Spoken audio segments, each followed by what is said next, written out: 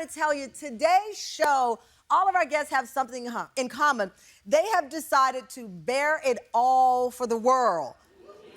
And we're asking, was it worth it? I'm always torn, because sometimes they say, you know, you should tell more about your personal life. You should tell more about this. And I'm like, ooh, is it worth it?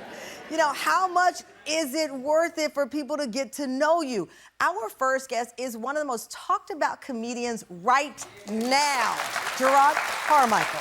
And he has become what the New Yorker is calling a confessional comedy. His reality show, it pushes the limits.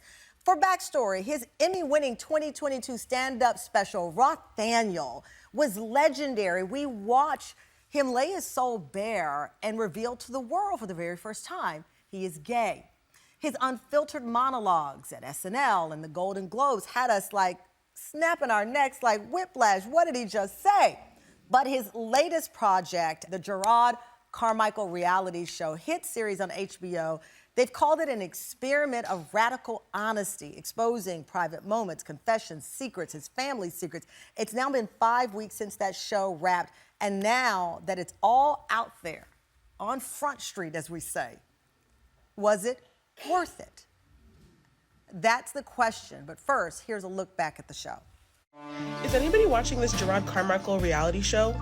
If so, I would like to discuss it. This boy is so stressful. The extreme reactions to the Gerrod Carmichael reality show are as unfiltered as the content of the series itself.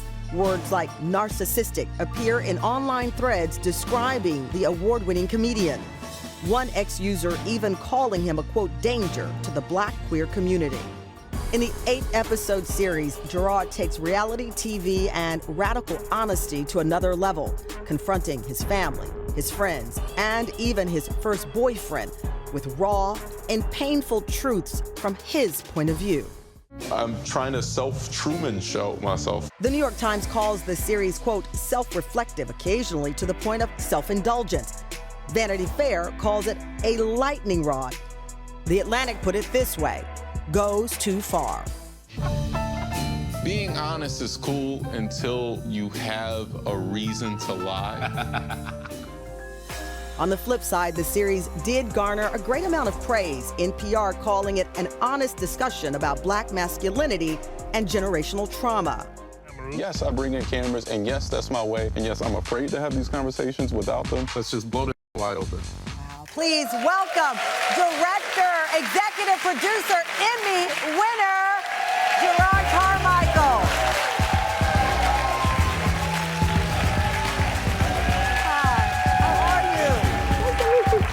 Having me. Oh, of course, have a seat,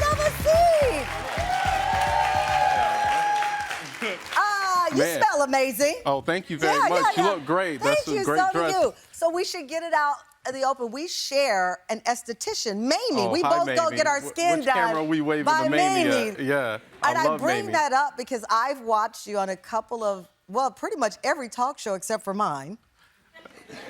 I was saving it for like, I wanted to have, exactly, thank you very much. And I called Mamie and I said, I want him on the show. And normally when a guest goes on a lot of shows, I just figured you weren't ready for the Tamron Hall show.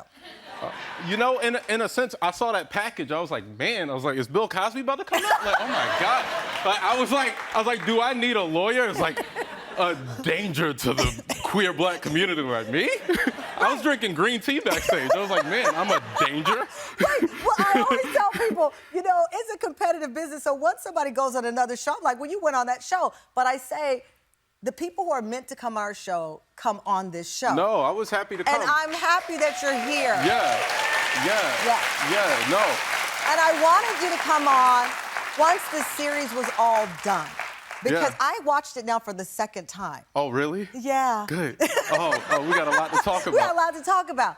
So the first episode of the show. I'll say, by the way, you didn't have to hit, one, I'm glad you hit Mamie, because I love Mamie. Yeah. But I was ready to come. I wanted to say that I was really excited to come. Well, here's the other fun fact. Yeah. We live near each other in New York City, and how I know, in the episode, out the window, I know the apartment. Great. Well, you should come over at some point. I started to come over and knock on the door and be like, what's up? Yeah, we could Gerrod? have done this interview at the crib. Well, there's so much to talk about, as you saw, people have analyzed it, people are trying to figure out. So I want to start at the very beginning. Yeah. And when I finished the series just the other night, I left the same question: why?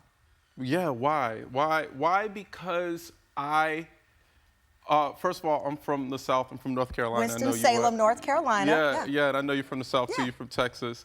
I was raised with in a very polite Christian culture.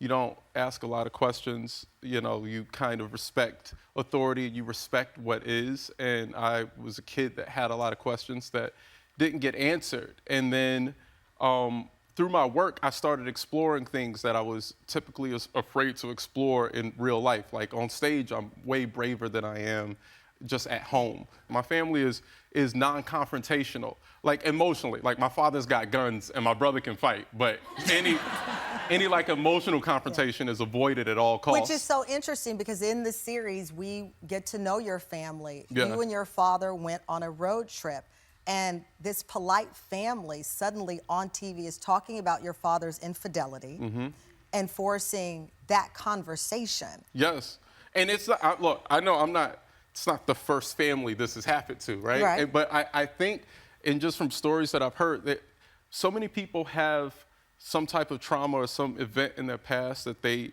haven't talked to their parents about yet. Like they haven't like had that conversation, because it's easier to let things slide. It's easier to just have dinner, talk about the Lord, you know, and not actually say things that you want to know. So the was answer that to. the point of the show? You're Yes. thinking, I can't have these conversations over dinner when I visit them in Winston-Salem. I have to now take them on HBO. Yeah. Around the world for my dad in his little Dallas Cowboy hat to be driving while I remind him of infidelity. That my way is unorthodox and strange, but not new. You could see in the show there's a lot of like footage of me holding a camcorder. Right. I've always used the camera as a way of finding truth, and then I started using the stage as a way of finding truth. So you couldn't do it at home, so you said, this is how I can do it. I'll create this show. Yeah.